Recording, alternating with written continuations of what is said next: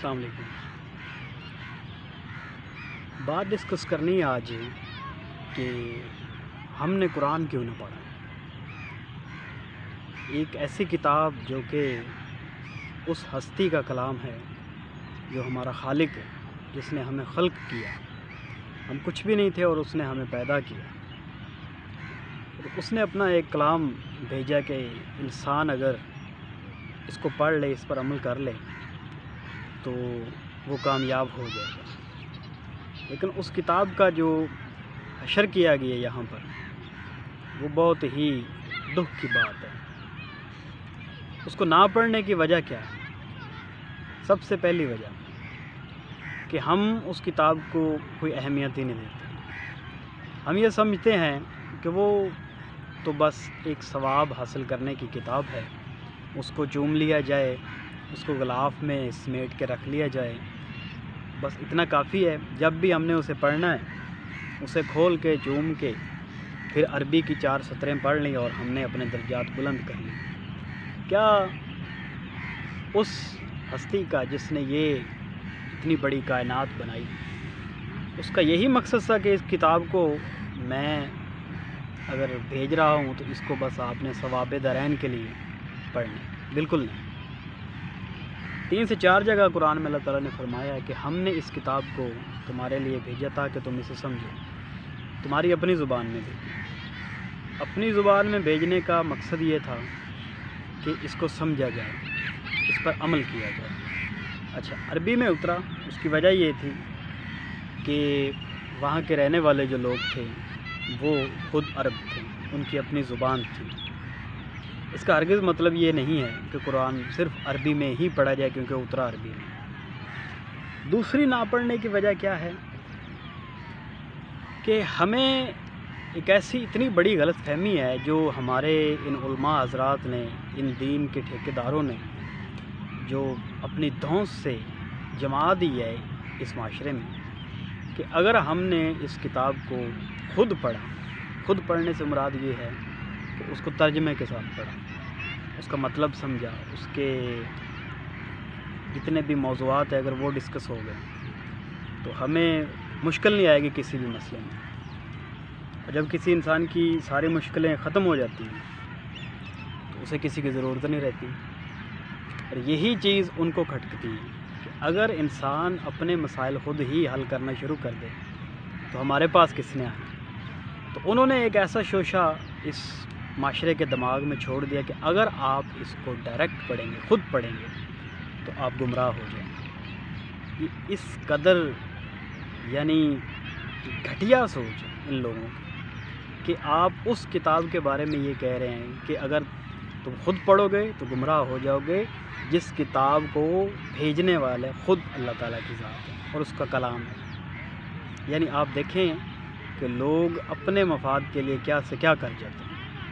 اور لوگ بھی ہمارے معاشرے کے ماشاءاللہ ایسے ہیں کہ وہ کہا نہیں ڈائریکٹ نہیں پڑھنا ہے۔ دوسرا یہ کہ اگر پڑھنا ہے تو کسی عالم کے ساتھ بیٹھ کے پڑھو، اس کو اکیلے مت پڑھنا، گمراہ۔ حالانکہ کافی جگہ قرآن میں اللہ تعالیٰ نے فرمایا کہ یہ کتاب سراسر ہدایت ہے، سراسر نور ہے، تو جو سیدھی راہ لینا چاہے وہ لے لے اور جو نہیں لینا چاہے وہ نہ لے۔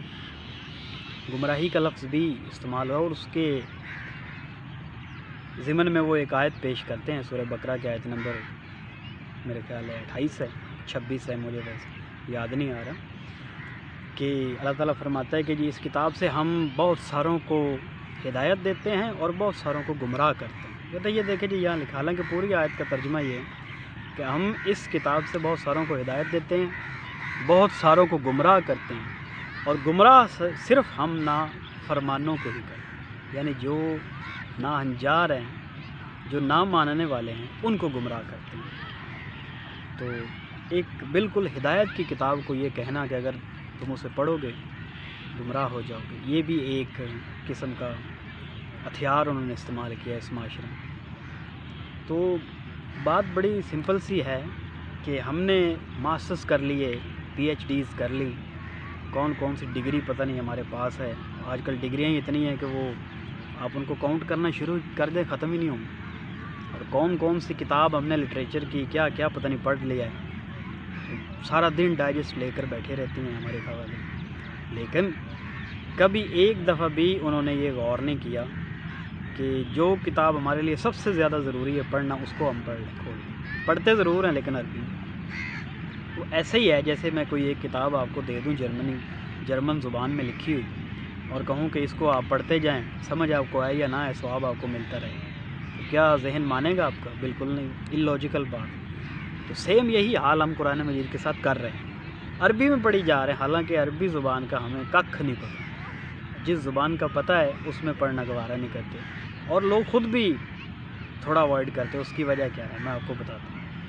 اس کی وجہ یہ لوگ یہ کہتے ہیں اگر ہم قرآن پڑھیں گے ہمیں زیادہ چیزوں کا پتہ چلے گا، ہمیں زیادہ عمل کرنا پڑے گا، تو پھر اس طرح ہم پہ زیادہ ذمہ داری آ جائے گی۔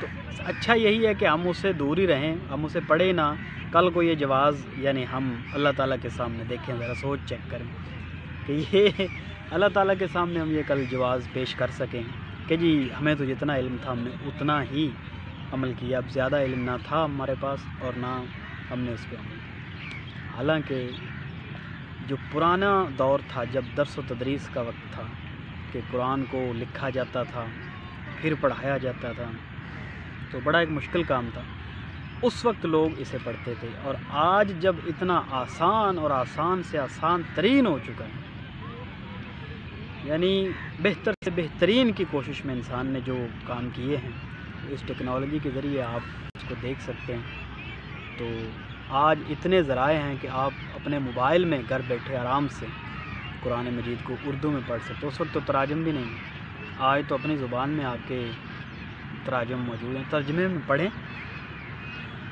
اب وہ آپ خبریں سنتے ہوں گے، لاک ڈاؤن میں بھی ایک خبر آئی کہ ایک آسٹریلین باکسر تھا میرا خیال، اس نے اسلام قبول کر لیا، اس نے کہا جی میں نے کتاب پڑھی قرآن، تو کیا اس نے عربی میں پڑھی؟ اس نے اپنی انگلش زبان میں پڑھی جو اس کی زبان تھی۔